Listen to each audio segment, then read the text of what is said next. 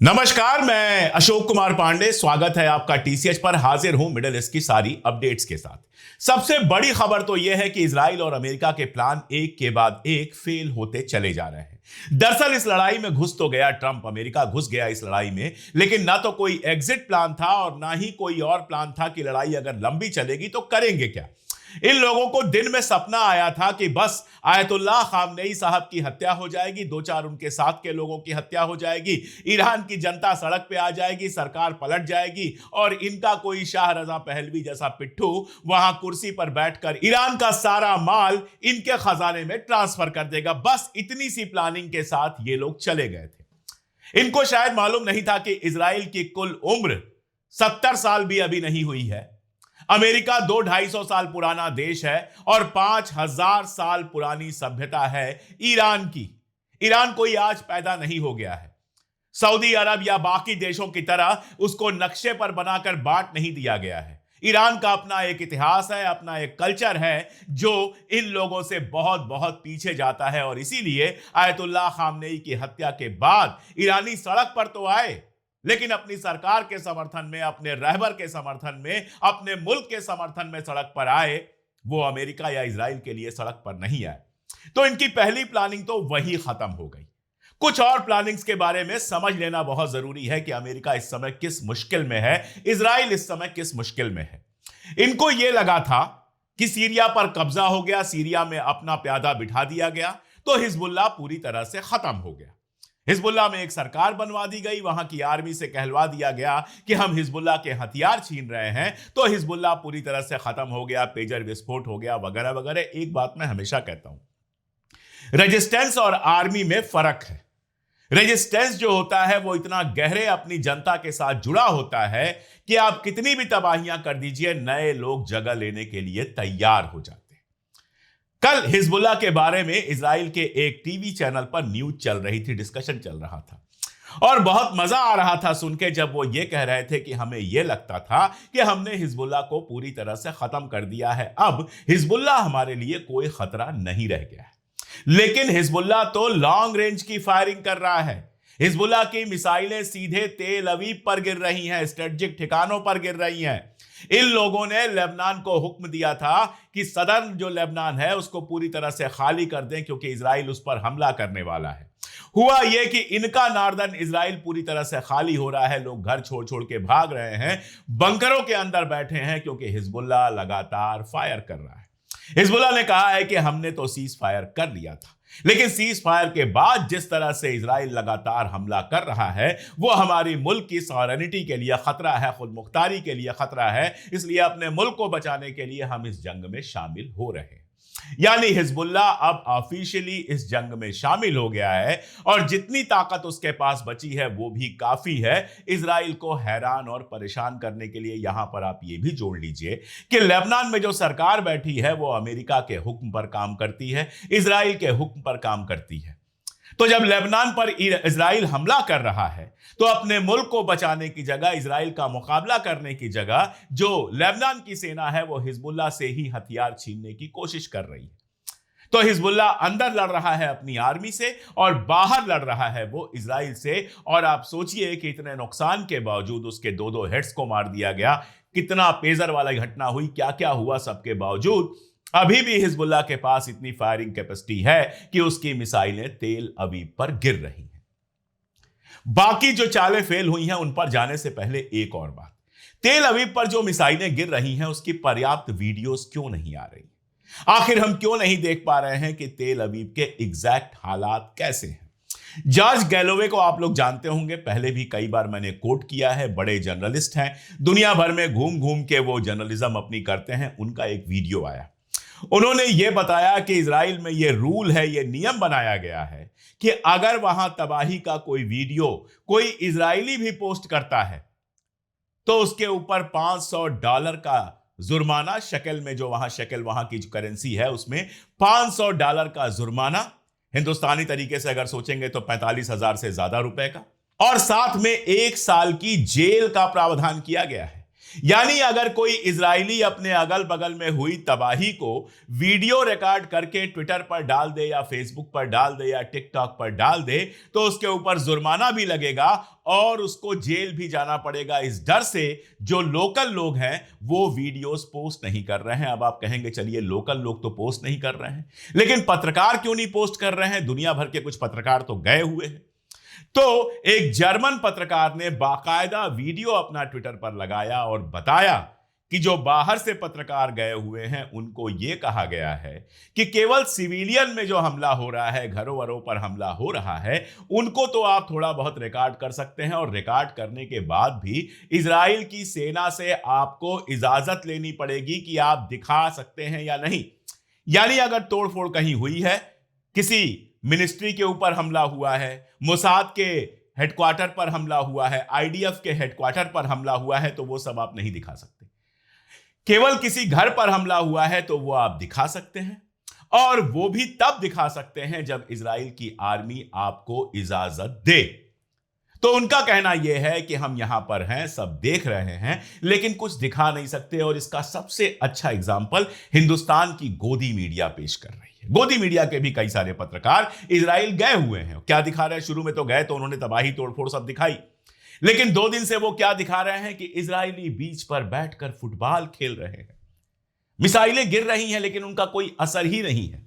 जब आप ये समझते हैं कि ये जितने लोग गए हुए हैं बेसिकली इजराइल की सरकार और इजराइल की आर्मी के हिसाब से वीडियोस बना रहे हैं, जहां वो कह रहे हैं वहां पर वीडियो बना रहे हैं, तब आपके समझ में आता है कि किस तरह से ये फुटबॉल और बीच का सीन क्रिएट किया गया और इजराइल सारी दुनिया को दिखाना चाहता है कि हमारे यहां सब नॉर्मल है। लेकिन उसके बावजूद, इतनी सारी बंदिशों के बावजूद जो वीडियो सामने आ रहे हैं, जो फोटोग्राफ सामने आ रहे हैं, उनसे बहुत साफ समझ में आ रहा है कि इजराइल में किस दर्जा तबाही हुई है। उनके टीवी शोज में जिस तरह की बातें चल रही हैं, जिस तरह के लोग कह रहे हैं, उससे समझ में आ रहा है। और यही नहीं, इजराइल के अंदर इस जंग की मुखालफत करने वालों के नंबर लगातार बढ़ रहे हैं, उनको पुलिस गिरफ्तार कर रही है। फिर भी लोग ट्विटर पर और बाकी जगहों पर लगातार जंग के खिलाफ लिख रहे हैं। तो फिलहाल इजराइल का यह माहौल है, और दूसरे किस खेल में फेल हुआ है अमेरिका और इजराइल, उसको समझना और मजेदार है। फिर तीसरे खेल की तरफ चलूंगा। जब इनके समझ में आया कि आयतुल्लाह खामनेई साहब की हत्या के बाद ईरान के अंदर जनता अपनी हुकूमत के साथ आ गई है, तो इनको अचानक कुर्दों की याद आई। इराक वार में भी इनको कुर्दों की याद आई थी। कुर्दों का बहुत इस्तेमाल किया गया था, कुर्द मारे भी गए थे बड़ी संख्या में।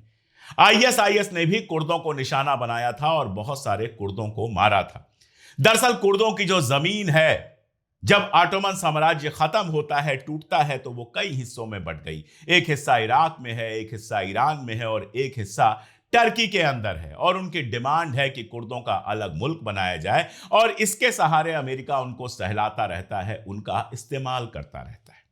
तो प्लान यह बनाया गया कि कुर्दों को हथियार और पैसा दिया जाए, और कुर्द जो हैं हथियार और पैसा लेकर पूरे ईरान के ऊपर कब्जा करने। पहली बात तो यह कि जिस आदमी को भी यह बेवकूफाना ख्याल सूझा, वो ईरान का नक्शा तक नहीं जानता है। वैसे तो हमारे यहां गोदी मीडिया में बहुत सारे पत्रकार हैं जिनको मिडिल ईस्ट का नक्शा भी ठीक से पता नहीं। एक मैडम आज तक पे बैठ के बोल रही थी कि 89 लोगों को बंधक बना लिया गया अमेरिका की एम्बेसी में। 1979 की घटना है। 1979 के बाद अमेरिका की कोई एम्बेसी वहां पर है ही नहीं ईरान में। लेकिन वो बोल रही थी, मतलब 30, 35, 40 साल पुरानी घटना को आज की घटना बताकर पेश कर रही थी। इतना तो दिमाग और समझ है हमारे गोदी मीडिया को। लेकिन यहां पर बात गोदी मीडिया की नहीं हो रही। यहां पर बात हो रही है अमेरिका और इजराइल जैसे मुल्कों की। इन्होंने खबरें चलवा दी। मैं अखबार देख रहा था तो कई सारे अखबारों में यह खबर आई। देखिए यहां पर भास्कर ने छापा हुआ है, ट्रंप का प्लान बी। प्लान ए था कि खामनेई साहब गए और उसके बाद पूरा ईरान हमारे कब्जे में आ जाएगा। जब वो नहीं हुआ तो प्लान बी आया कि कुर्दों के सहारे ईरान पर कब्जा कर लेंगे। कितने कुर्द? 50,000, 1 लाख, 2 लाख, कितने कुर्दों को आप इकट्ठा कर पाएंगे? और वो कुर्द किस तरह से ईरान पर कब्जा कर पाएंगे? ईरान क्या कोई छोटा सा मुल्क है, मूंगफली का दाना है? जितना बड़ा ईरान है, जितनी उसकी जनसंख्या है, जितनी उसकी आर्मी है, उस पर 50,000 लोग कब्जा नहीं कर सकते हैं। तो एक तो ये प्लान अपने आप में फैटल था, बेवकूफाना था। ये बताता है कि ट्रंप को मिडिल ईस्ट और ईरान के बारे में कुछ नहीं पता, ना उसका इतिहास पता है, ना वर्तमान पता है, ना नक्शा पता है। और कुर्दों को बेवकूफ समझने की जो गलती इन लोगों ने की थी, कुर्दों ने तुरंत बयान जारी किया और बयान जारी करके कहा कि हम पीसफुली इराक में अपने इलाके में रह रहे हैं, हमें कोई तनाव नहीं चाहिए, हमें किसी तरह का टेंशन नहीं चाहिए। इराक का युद्ध हमको याद है, इराक में जिस तरह से हमारा इस्तेमाल किया गया और फिर अपने हाल पर मरने के लिए छोड़ दिया गया, वो हमें अच्छी तरह से याद है। इसलिए हम आपकी इस शैतानी साजिश में कतई शामिल नहीं होने वाले। कुर्द ईरान सरकार के खिलाफ कोई आंदोलन नहीं करने वाले। तो इनका प्लान बी बनने से साथ ही फेल हो गया। जमीन पर इंप्लीमेंट होने का तो सवाल ही नहीं उठता है। बनने के साथ ही कुर्दों ने साफ कह दिया कि हम तुम्हारी शैतानी हरकत में शामिल नहीं होने वाले हैं। तो प्लान बी गया। कुर्दों के साथ साथ बलोचों से भी इन्होंने उम्मीद पाली थी कि उधर से कुर्द आएंगे, इधर से बलूच जाएंगे और ईरान के ऊपर कब्जा कर लेंगे। मैं बार बार कह रहा हूं कि मूंगफली का पैकेट नहीं है ईरान कि कोई भी आएगा और कब्जा कर लेगा। बहुत सारे फिरके रहते हैं, शिया हैं, सुन्नी हैं, कुर्द हैं, बलोच हैं, पारसी हैं, सब हैं वहां पर, यहूदी भी हैं वहां पर, सिख भी थोड़े से हैं। बहुत बड़ा मुल्क है, अलग अलग एथनिसिटी है। यह उम्मीद करना कि थोड़े से कुर्द या थोड़े से बलोच चलकर ईरान पर कब्जा कर लेंगे, यह अपने आप में बेवकूफी थी। लेकिन बलोचों ने भी बिल्कुल साफ कर दिया कि हम इजराइल और अमेरिका के खेल में नहीं फंसेंगे। बलोच तो अलग तरह की कम्युनिटी होती है, शानदार कम्युनिटी है। उन्होंने तो बाकायदा हाथ में हथियार वथियार लेके वीडियो जारी कर लिया कि लो देखो, बलोच ईरान के खिलाफ लड़ाई में शामिल नहीं होने वाले। तो ये जो इनके दिमाग में चलता रहता है कि जिस तरह लेबनान में इंटरनल जो डिवीजन्स थे, द्रूज, ईसाई और मुसलमानों के बीच में, मुसलमानों में भी शिया और सुन्नी मुसलमान थे, तो ये जो इंटरनल डिवाइड्स थे, इनका फायदा उठाकर लेबनान पर कब्जा कर लिया या सीरिया पर कब्जा कर लिया। उसी तरह से ईरान में जो इंटरनल डिवाइड हैं, उनको लेकर ये ईरान पर कब्जा करने का जो प्लान बना रहे थे, ईरान में सिविल वार जैसी सिचुएशन क्रिएट करने का जो प्लान बना रहे थे, वो प्लान तो पूरी तरह से फेल हो गया। उसके बाद ट्रंप साहब चौथा प्लान कहते हैं, यह मुमकिन है कि अमेरिकी सैनिक उतरे ईरान की सरजमीन पर और कब्जा कर ले। तो कल की घटना मैंने आपको बताई थी कि गुब्बारे से, पैराशूट से कुछ लोग उतरे थे, स्पेशल ऑप वाले, हॉलीवुड की फिल्मों की तरह उतरे थे, लेकिन अंत उनका बॉलीवुड की फिल्मों की तरह हो गया। उतरते ही ईरान ने उनको गिरफ्तार कर लिया, ज्यादातर मारे गए और खबर यह है कि उनमें से कुछ अब ईरान के कब्जे में हैं। तो अगर अमेरिका के सैनिक जमीन पर कदम रखेंगे ईरान के, तो यह समझिए कि वियतनाम से भी ज्यादा बुरा हाल होना है। शायद ही कोई बिना ताबूत के लौट के अपने घर जा पाए। अली लारिजानी का बयान भी आया था कि मोस्ट वेलकम है आप, आपका हम एहतराम करते हैं, आप आइए हमारी जमीन पर लड़ने के लिए और उसके बाद ताबूतों में हम आपको अमेरिका वापस भेजेंगे। अब आते हैं इनके आखिरी प्लान पर, जो सबसे बड़ा शैतानी प्लान है। आखिरी प्लान इनका यह है कि अरब मुल्कों के अंदर लगातार हमले हों और अमेरिकन ठिकानों की जगह पर, आयल के ठिकानों पर हमले हों, रेजिडेंशियल ठिकानों पर हमले हों और इन हमलों को यह कहा जाए कि ईरान ने हमला किया है, ताकि अरब मुल्क एक होकर ईरान के ऊपर हमला कर दे। पहली बात तो यह कि अरब मुल्कों के पास इतनी हिम्मत नहीं है कि वो एक होकर ईरान पर हमला कर दे। वो जानते हैं, दुबई अच्छी तरह से जानता है, यूएई अच्छी तरह से जानता है कि अभी तो सिर्फ अमेरिकी ठिकानों पर निशाना बना है। तो यूएई का यह हाल है, अगर वो लड़ाई में गया और उसके शहरों पर हमला हुआ, जो बेहद खूबसूरत इमारतें बनाई गई हैं उनके ऊपर हमला हुआ, तो दुबई अगले 50 साल में उबर नहीं पाएगा, वो फिर से उसी पुराने हाल पर चला जाएगा। सऊदी अरब, कुवैत, बहरीन जानते हैं कि अगर उनके तेल के ठिकानों पर हमला हुआ और उनका तेल तबाह और बर्बाद हो गया, तो सारी अय्याशी खत्म हो जाएगी। सबको पता है, बहरीन जानता है कि ज्यादा एक्टिव हुए तो यहां की आबादी हमारे खिलाफ सड़क पर आ जाएगी और हमारा जो तख्त व ताज है वो हिंद महासागर में बह जाएगा। सबको पता है, इसलिए एक तो वो आने वाले नहीं। दूसरी बात, अगर आपके पास इंटेलिजेंस है तो दुनिया के पास भी इंटेलिजेंस है, दुनिया भी इस तरह की चीजों को समझती है। सऊदी अरबिया में आमको ऑयल रिफाइनरी पर जब हमला हुआ तो मुझे भी एक बार को लगा कि भाई ये ऑयल रिफाइनरी पर आखिर ईरान क्यों हमला कर रहा है, इससे क्या फायदा मिलेगा। मुझे लगा कि शायद हूथियों ने हमला किया होगा, वो थोड़ा ज्यादा इमेच्योर है, कई बार बहुत ज्यादा, और सऊदी अरबिया से उनकी आप जानते हैं पुरानी दुश्मनी भी चली है। लेकिन पता यह चला कि सऊदी अरबिया के अंदर मोसाद के 2 एजेंट्स को गिरफ्तार किया गया है, इजराइल के 2 एजेंट्स को गिरफ्तार किया गया है, और आर्मको के ऊपर जो हमला हुआ था वो ईरान ने नहीं करवाया था, यानी इजराइल ने करवाया था। ऐसे ही साइप्रस के ऊपर हमला हुआ। साइप्रस में जो यूके का बेस था उसके ऊपर जानबूझकर हमला हुआ। दरअसल यूरोप के ज्यादातर मुल्क अमेरिका के साथ खड़े होने को तैयार नहीं है। स्पेन ने तो कमाल ही कर दिया। स्पेन के प्रधानमंत्री ने सीधे सीधे कह दिया कि युद्ध अपराध किया है तुमने, आयतुल्लाह खामनेई को मारकर, ईरान के हेड को मारकर हम तुम्हारे साथ नहीं आएंगे, अपना बेस भी इस्तेमाल नहीं करने देंगे। इंग्लैंड ने भी बहुत साफ साफ कहा कि अपने बेसिस की रक्षा तो हम करेंगे, लेकिन हम अमेरिका और इजराइल के साथ इस जंग में शामिल नहीं होंगे।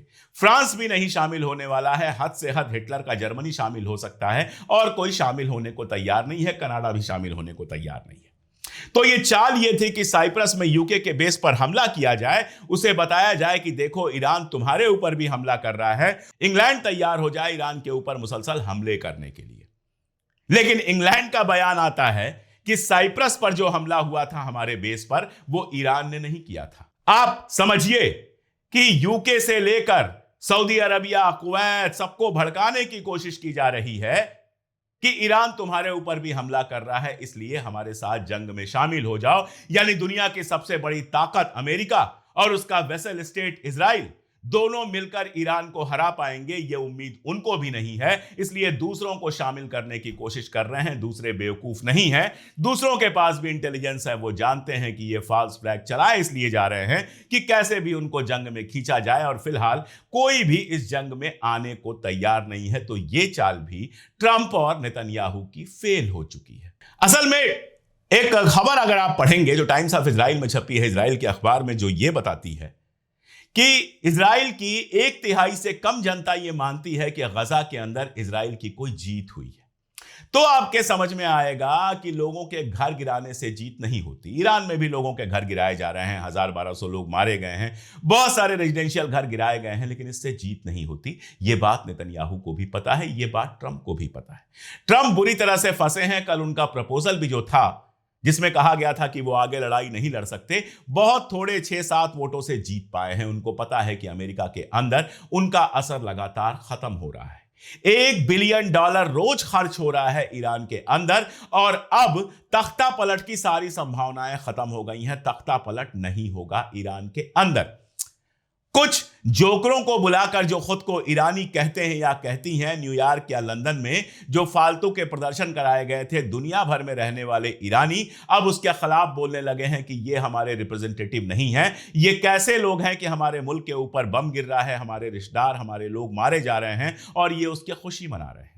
तो जो इंटरनेशनल परसेप्शन बनाने की बात थी, उसमें भी ट्रंप और नेतन्याहू बुरी तरह से फेल हो गए हैं। और बहुत प्लान तरीके से ईरान ने न केवल सारे बेसिस पर हमला करके अमेरिका को अंधा कर दिया है और उसकी बैटरी खत्म कर दी है, बल्कि इजराइल में स्ट्रेटेजिक इलाकों को निशाना बनाकर इजराइल को यह बता दिया है कि असल में हमारा नहीं तुम्हारा वजूद खतरे में है। अगर यह लंबी लड़ाई चली तो इजराइल कहीं पूरी तरह से दुनिया के नक्शे से गायब ना हो जाए।